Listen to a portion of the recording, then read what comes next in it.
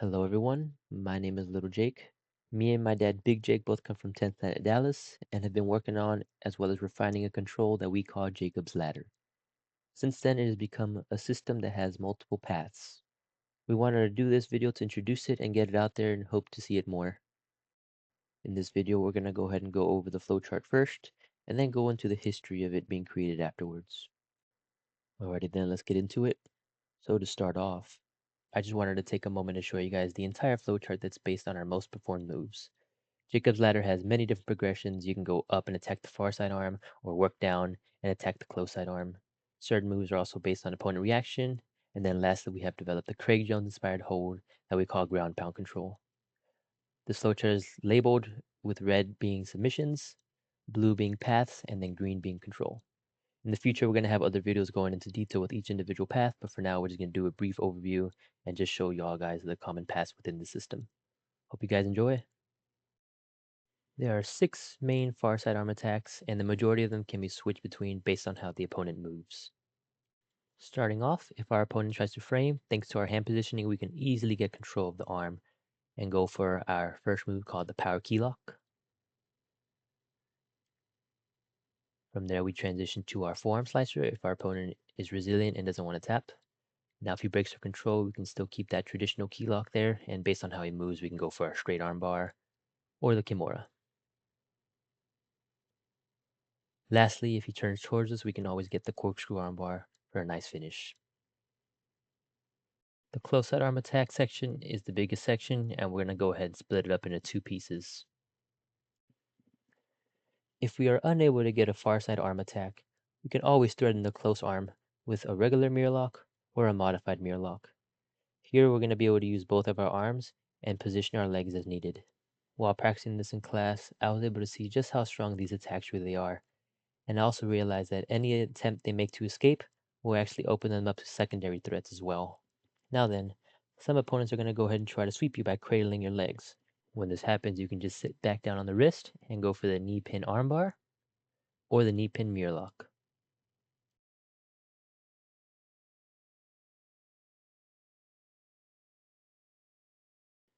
The second half is going to be going over the Kesa Gatame arm heist. To perform this, we're going to go ahead and shift our hips to judo side, isolating and collecting the arm. From there, we can either stay in judo side, or we can transition back to side control with the arm controlled. I find it really easy to lock in a mounted triangle from there. Other attacks include a can crusher darce,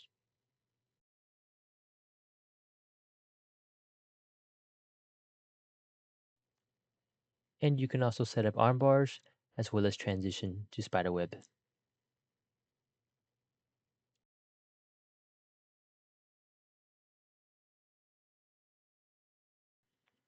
From here, the forearm slicer is also very accessible. I personally like to start off with the forearm slicer and then transition down to spiderweb. Lastly, we even have a transition into rubber mount. This is going to be very tight and leave you with a lot of attacks at your disposal.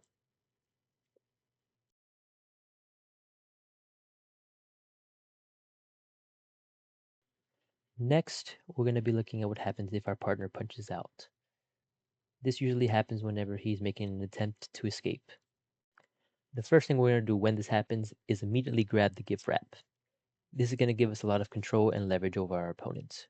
We're going to go for a back take first. My personal go-to submissions is the modified slicer. Of course, the rear naked choke is always going to be there. And lastly, we can have a little bit of fun and go for a thunderjack shoulder lock.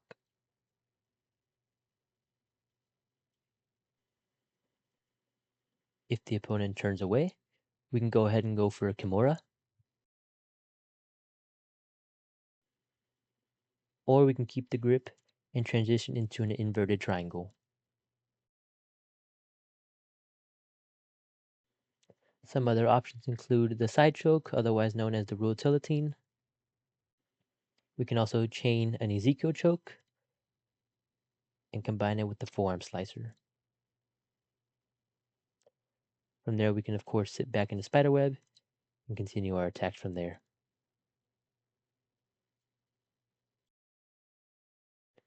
For the last bit of our flowchart, we're going to be talking about the ground pound control.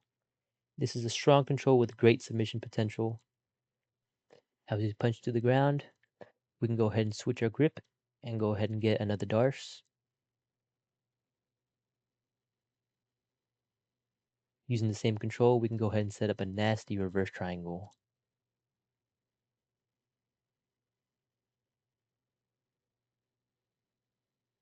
Lots of other options, of course.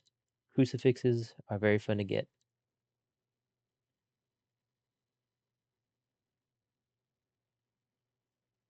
Also, due to the angle of the opponent whenever we do punch to the ground, we can get a very deep Kimura locked in.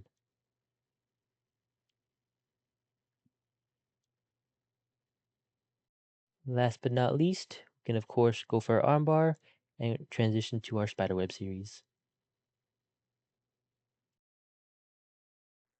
And now we're going to get into the history of how the system was made. All right, 10 Planet, Dallas, Texas. Big Jake, Little Jake here. We've come up with a new system, kind of a new starting point, new move that we've named Jacob's Ladder. Just with Jacob, it makes sense. Go ahead and kind of break it down for you. What it is it's basically those that know rubber guard, especially early rubber guard. You get your guard in, you kind of get an overhook, and then you get almost like a tie clinch, and you would break your opponent down, is what we used to call it. And this is kind of the same, but rather than hitting it from rubber guard and being on your back, you're going to apply the same breakdown control, but from the top position. And found out that it's a good way to keep a person stapled to the ground, stapled to the mat, and it's a good firing, just a good control means good control position, and a place you start off a lot of attacks, and you can chain a lot of different things from that one starting point. The beauty of it is you're just learning one new thing. We've definitely put it through its paces. We've done it at our gym we've been doing this for almost 2 years now. We've taken it to, when we go train in other gyms, we visit Corpus Christi here recently and applied it out there, and the guys liked it. They didn't know what it was. It was definitely new to them. We had black belt hit me up, and right after he tapped me, first thing he said when he looked at me after the bell rang was, "Show me that thing you were doing, because you had me pinned pretty damn good." So it's working with a lot of different people, and we definitely want to show you guys. Again, Jiu-Jitsu's been very progressive even recently. Rubber guard itself is still pretty new. K-guard's coming out, strong still. There's new moves, luggy choke, strong as well. Octopus guard, lots of new stuff coming out. The thing about those systems is they're very new. It's a whole new system. So whenever you're trying to learn it, if you don't know how to do certain moves, then there's no way to learn it. Some schools don't even teach rubber guard and have that stuff. So this system here is a lot more easy to learn, since you've pretty much been taught all of it the moment you started Jiu-Jitsu. A lot of them are based off the central moves, the very cornerstone moves that we have in Jiu-Jitsu. Again, we'll be starting in side control for this one, so we'll get right into it here. Yep, we'll go ahead and get into it. Kind of show the basic control means and just some of the key points and main idea of the entire position. So traditional side control is going to, typically your opponent's going to have some kind of a frame in. He may be around you. A lot of times they're going to be trying to create space. You're going to either get butterfly grip, gable, S, whatever grip you typically prefer in a side control. And then you're going to be trying to pin your opponent down with your body weight, mainly your body weight. Some people are really good at doing pressure here. But if you've ever tried to control a big guy in this position, or a stronger guy, you find out that you get pressed a lot. A lot of times they get this frame in here, and it's really hard to get past the frame, allowing them to get their guard back. A lot of times you feel like you have to transition to a mount or something different just to get out of the side, because the side control is not working for you. Well, the difference here is not putting your hands here, and the only one thing you're going to change, and it's going to be this. Your far side arm is going to come in against his chest and between his arms and his armpit, with the palm up, and then you're going to grab a gable grip here. And you'll find out the first time you get in this position and try it, just a little throttling motion, the control and the ability to pin this is going to be easy, and you're not going to have to even use your body weight to do it. You're just going to have to push down with your arm here. His weight is already helping you do that, the weight of his head, and all you're really doing is try to staple. You'll be floating between stapling this, taking it off, stapling it. All in all, you want to stay in this gap here, and stapling across his shoulder. And to hold him down, it's almost effortless.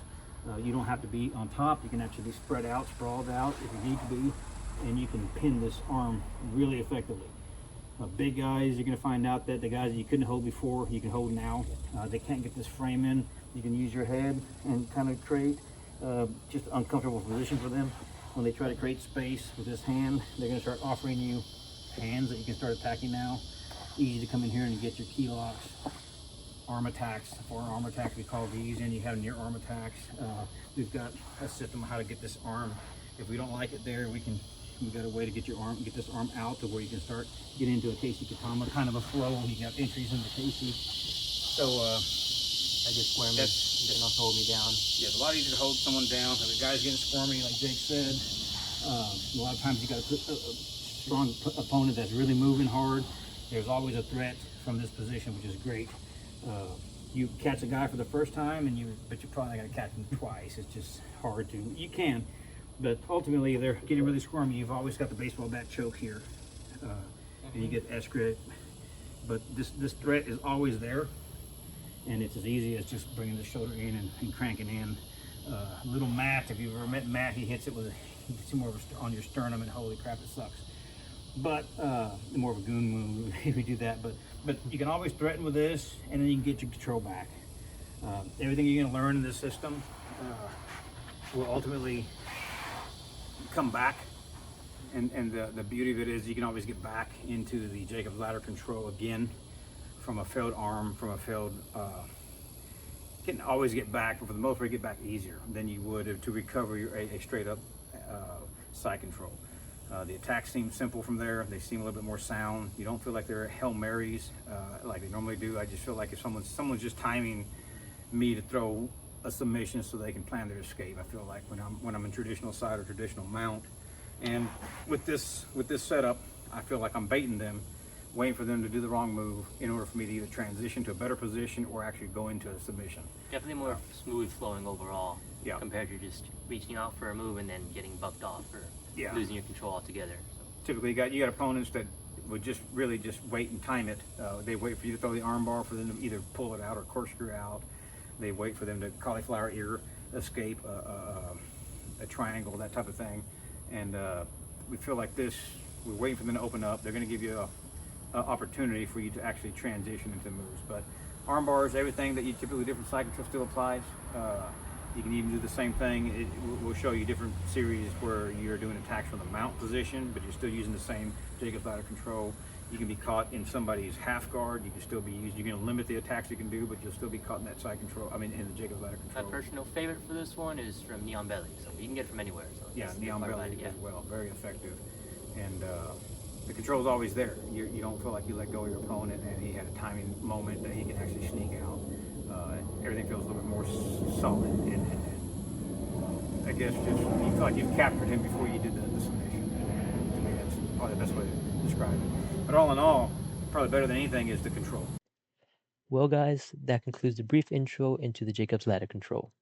This whole thing began since we were surprised with how little information we could find regarding this control, and it eventually led to the system being made, and it's been refined for over 2 years now. We hope you guys are able to try it out, have fun with it, and implement your own moves and ideas within the system. Once again, more videos will be out soon with a more in-depth look at these moves. Thank you guys for watching, and as a little bonus, here's some bloopers. Try to push back. I can capture this. Now the Kimura, we've got different variations on forearm attacks. We've got body positioning. The top body position is also different. You're not this tingy. No. You need to kind of push that at an angle. Yeah, we need to record that. We record that shit. The fucking wasp. Wasp. 10 Planet Dallas. Got it.